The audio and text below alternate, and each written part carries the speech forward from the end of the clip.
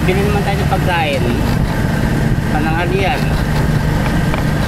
kasi yung anak ko pangalawa tulog, pero may sinaing na. Ito usually yung in-order ko, suki tayo. Friend natin at ka-vlogger din natin. So yung mga ulam niya hindi siya pang bahay para sa akin, pang restaurant yung lasa. So dahil siguro nagtrabaho siya sa barko sa isang restaurant sa barko, so na-adapt niya. Maraming namimili sa kanya. Bukas niya umaga hanggang sa maubos, tanghali wala na. Bukas niya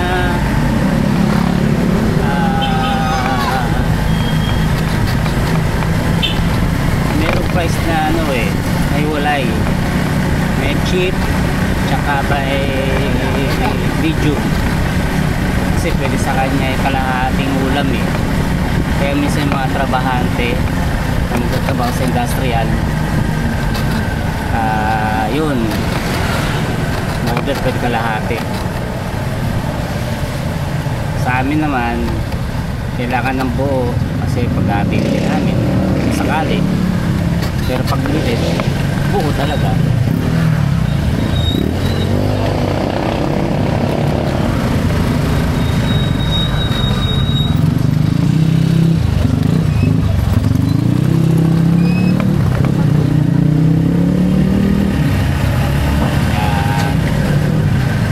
Yung pagkain niya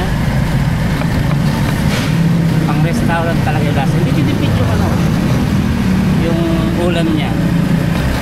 Yun ang masabi ko sa katulad ng foodie, medyo ko sa pagkain. Pagka hinahanap ko naman ng pambahay na ulam, sa iba naman ako bibili. Isang kaibigan din natin, pagka gusto mo ng masarap dito, baksak natin. Kaya papakita ko sa inyo mamaya yung ulam na hinahanda. Kaya tayo Valenzuela Patubigan, Sitio Patubigan. Wala nakalagay ng pangalan ng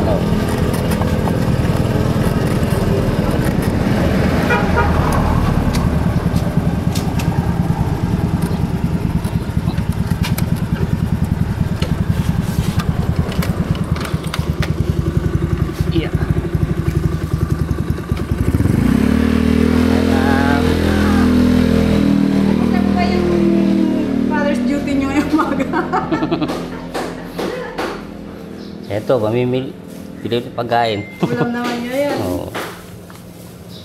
Ito, gusto ni Rain to. Walang fish fillet ngayon. Oo nga ano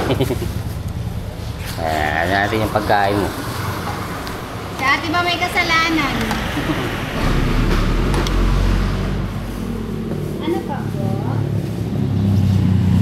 Ito. Dalawa na. Mama ko yun na lang. Ang tawag dito? Chicken barbecue. Yan. Chicken barbecue. Ako. Tapos yun.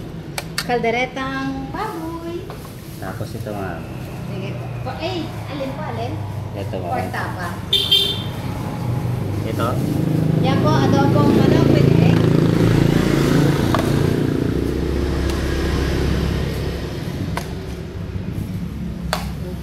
Ano pa po? Wag lang kasi makain.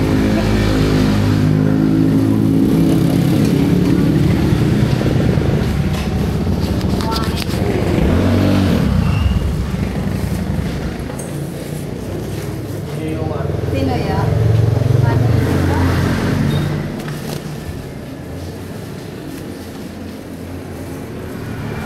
One. Kuya, 60 lang. 60.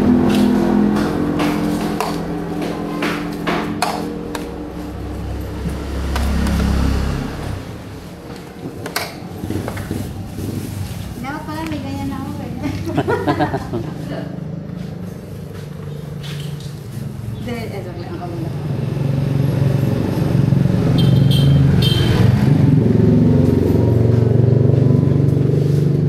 Thank you. Salamat, ma'am. Thank you, thank Isa you. ka pa, sir.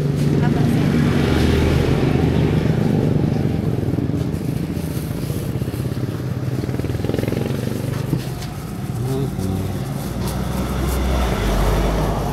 Yan.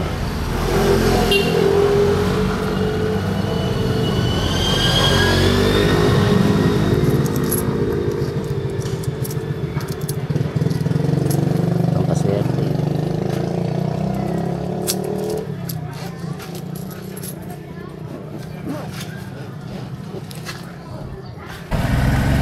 Yan. So nakita nyo na yung mga ulam niya. Diba? Hindi ordinary yung ano niya eh. Pagkain niya. Pang restaurant ang dating ng pagkain niya. Promise masarap. Pagka gusto kumain ng parang feeling na masarap na pagkain, doon kayo bumili. Sa Look lang po yan. Look second. Barangay Patubigan. Makakabili lang kayo dyan sa kanya tuwing umaga hanggang pananghalian kung makaabot pa.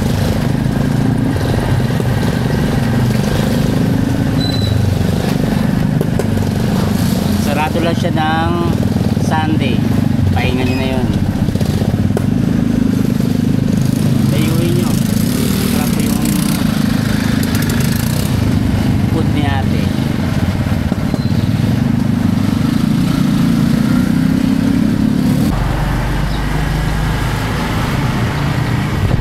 O ayan, kabili tayo ng pagkain na.